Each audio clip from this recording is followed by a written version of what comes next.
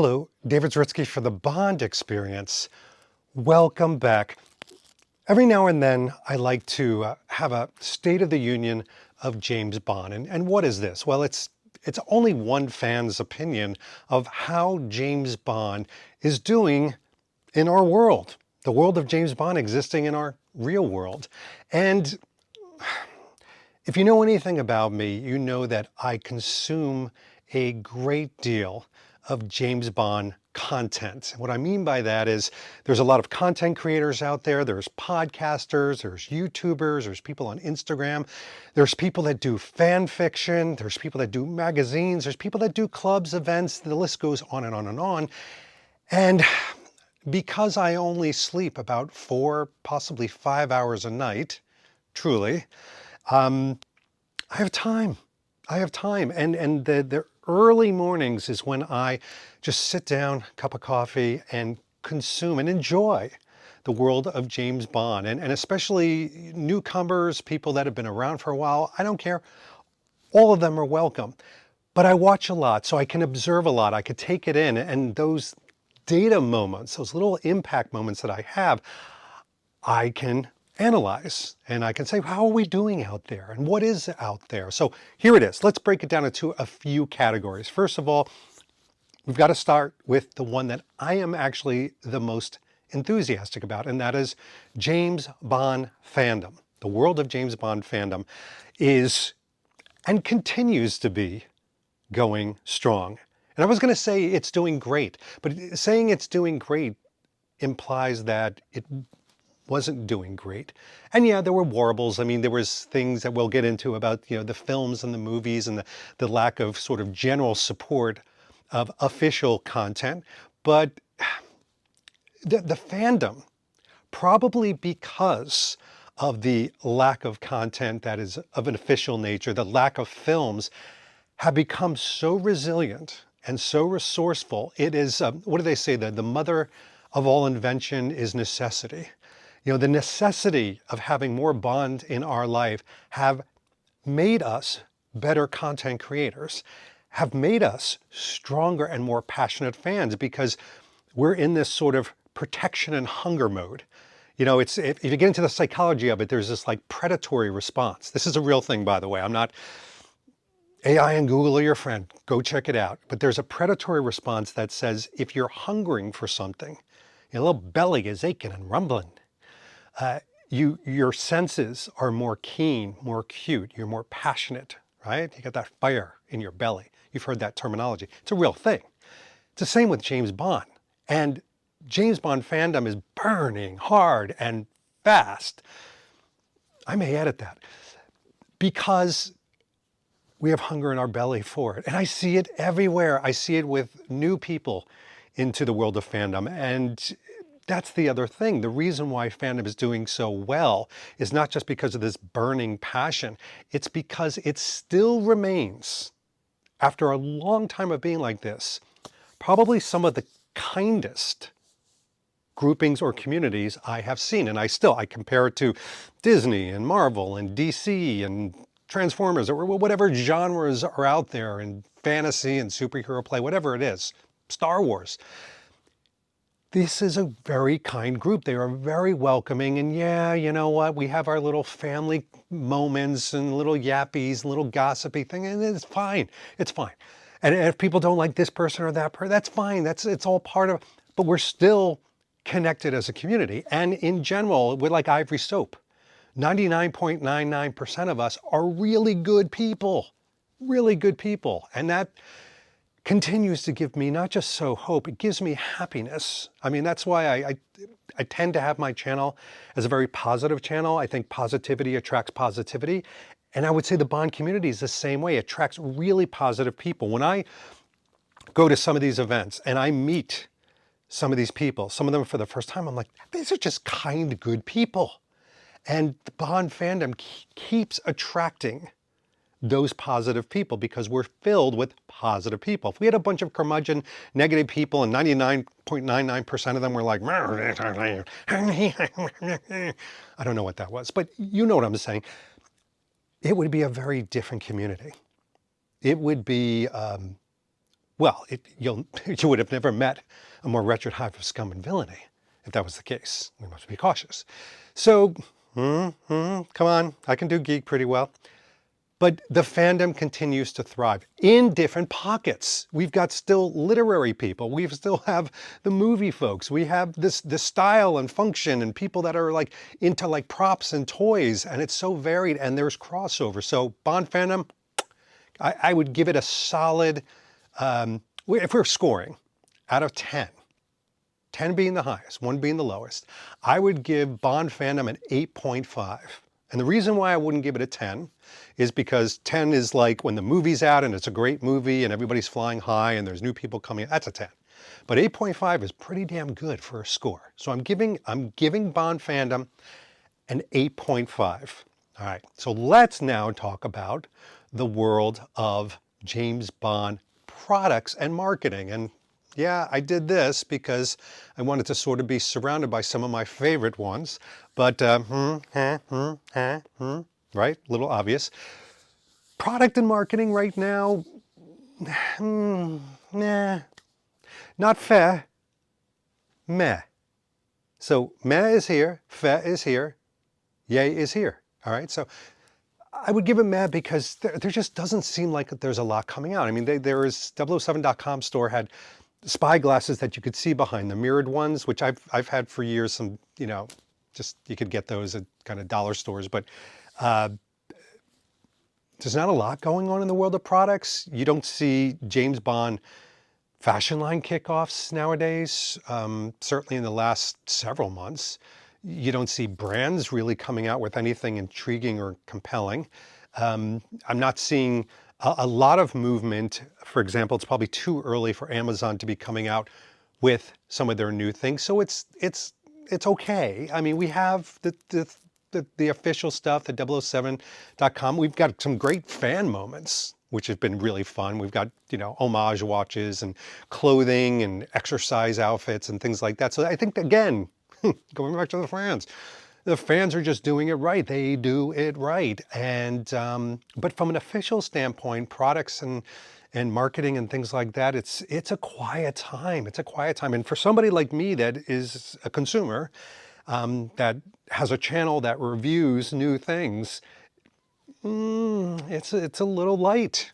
If I was to give it a score, I would probably give it like a 5 or a 5.5. And that's pretty middle of the line. That's, it's not a 2 because there's some little ebbs and flow here and there. And it's not like it's gone totally dark. And again, we have these fan offerings, which have been really fun. I mean, I'm looking right now at my GoldenEye display as I'm doing this. And there is a, well, hold on a second. I'm doing this in real time. It's like, all right, so a friend of mine came out with these Tomorrow Never Dies tank buster grenades. I mean, how cool is that? That's a product, but it's a fan product. And I think it was like limited to under 10 or something like that. So there's tiny little things that are happening, homage pieces, if you will, but nothing really from the product thing. So yeah, 5.5, I think is an adequate score. I'm hoping the next subject we're getting into sort of exasperates. Is that the right word? Propagates? Probably not. Yeah, I'll stop there. But I hope we start to get a little bit more forward roll of different products and marketing. What was the most exciting thing that's come out is a Thunderball bag. Everybody went like bonkers over a Thunderball bag. It is a nice bag. I need that bag in my life. It's a nice bag. So let's move on, because products and marketing, it's as quiet as this analysis of products and marketing. Shh, it's quiet. All right, now we have to move on to a little bit of the elephant in the room, and that is movie news. So State of the Union of movie news of James Bond is hopeful. If I give it one word, it would be hopeful. We all know that there was mixed receiving of the Eon passing of the baton to Amazon as far as creative rights, and the what's next for James Bond momentum is coming from Amazon and not Eon. It was the passing of that. There was a nostalgic, kind of mourning, if you will, for many people, I think that has subsided quite a bit. I think that people are starting to get more hopeful. And even my friends who were kind of naysayers, the ones that were like, I don't know about this, I think they're starting to feel a little bit better. And I keep using the word hopeful because there are announcements. We've got our producers. We have some very, very seismic hints of the trajectory of this, that they're not going to be waiting 4 or 5 years, that they want to do something quickly, that this is a focus, that they're calling this the crown jewel. And when you call something the crown jewel, there's a lot of, not just passion, there's a lot of respect. And I think if we were to go just above speculation, we would say probably that the creative engine of Amazon is going to respect this IP, respect the character, hopefully respect the tropes. And even just this, the whole conversation of anything could happen is back on the table. Remember when Eon was in creative control, we would say things like, well, it's probably never going to be a commercial actor because that's not what Eon does. It'll probably never go back to, the kind of the more triumphant, kind of tongue-in-cheek moments within a Bond film that relieves some of the stress of a serious Bond moment, because that's not what Eon does anymore. Eon has moved on from, we would use terms like Eon has moved from, the proclivities of the producers and the actors are this way. Just all these things were part of our vernacular, and it filtered the way we thought a Bond film could be. So we had a certain Bond film that could exist in reality in the world of Eon. Well, now it's Amazon's turn. And frankly, with Amazon, anything can happen. Anything can happen. You could have a commercial actor. You could have somebody extremely well-known. You could have a series of well-known people making up the support team. You really could. You could bring characters back. You could go back in time. You could have a triumphant ending. You could go back to actually many of the tropes and the anti-hero moments, the fallibility of Bond, even the ones that may be controversial in a 2025 sensibility. Look at the rabbit ears go, they're going like nuts. You could do all that because we've seen with some of the Amazon movies, but also the dreaded word content, Amazon series, that they don't hold back. And I go back to this a lot, but anybody just needs to watch Reacher in the way they have absolutely paid respect to that character, to that IP, and that it's no holds barred. And they're not looking to make friends. The creators and the people that execute the Reacher series, they're not looking to play within the confines of, I'll call it political correctness. They're not. They are just, I'm just going to sock it to you, and if you enjoy this, great. And if you don't, change the channel. Who changes a channel like this anymore, David? There's no dials. Change the channel. There you go, clickety-click. That's what their mindset is. And I think that's very refreshing and hopeful and exciting about Amazon having the reins now. And I know that there are still people out there that are like, oh, they're gonna make Bond in a corporate setting by committee. I'm telling you right now, I don't disagree, in the sense that there will be an analysis. But this is not a bad thing. They're going to probably look at the data and the research and say, you know something, audiences have loved this. But what that doesn't do is, when it looks at the numbers of what audiences look like, it's almost like the Mission Impossible movies. You know that they want that air-pumping, heroic moments, right? They're not looking to make an art house movie. And I think that's part of the State of the Union of Amazon focusing on the movie. They're not looking to come out with something that, for example, is going to win possibly a BAFTA or an Academy Award, or they're not after awards. They're not after the art house, like, connoisseurs, What is this? Is this a cordial that I'm drinking? What is this? Is that what a connoisseur would like? I don't know. That's not what they're looking to do. They're looking to entertain vast amounts of audience, real audience, not make-believe audiences that don't exist, that wouldn't go to watch a Bond film anyway. And if you read and listen to every interview, but you also know about some of the workings of Amazon and the creative people, and even some of the marketing and licensing people, you know who they listen to? Wait for it. Wait for it. They listen to the fans. Have we just bookended this entire State of the Union? I talked about initially how the fans have never been louder, prouder, and more passionate. And Amazon is listening to the fans. Could there be some synergy in the State of the Union of James Bond? Could we have creators and fans coming together in agreement? Could they be listening to each other in respect and the betterment of the character? If that is the case, this could be one of the most incredibly hopeful times that Bond has ever seen.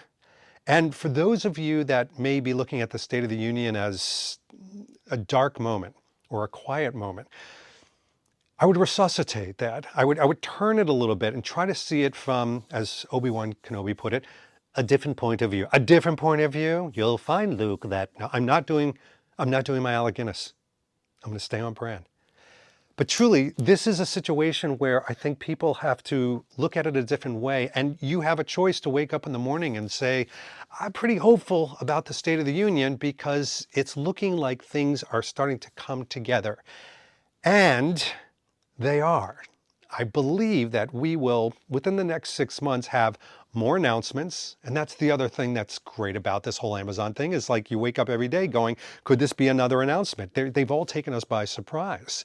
And it's so nice to have surprise and delight back in the James Bond world rather than just quiet. All right, well, there we go. Quick little touch base on the State of the Union. There's a lot of other aspects. So down below, this is where you come into play, need your help. Tell me some of the ways that you see the world of James Bond and the State of the Union. Doesn't have to be good. You don't have to be like me, all kumbaya and giddy. You can be like, David, what are you talking about? It's terrible. I'll read it. I do. I read everyone. I don't comment on everyone because I have to have a life outside of this channel. I know, crazy. But I do read everything down there. So please put your comments below. What do you think about the world of James Bond? You happy with it? You sad with it? What would you like to see? What have you seen that you like? Put it below. We'll all share together. In the meantime, this has been David Zaritsky for the Bond Experience. We'll see you all real soon. Take care. Thanks for watching the Bond Experience. If you like what you saw, why don't you subscribe to the channel by clicking this button right here. We'll keep you up on everything new that's happening in the world of Bond. And speaking of something new, here's something new just for you because we know you so well. Talk to you soon.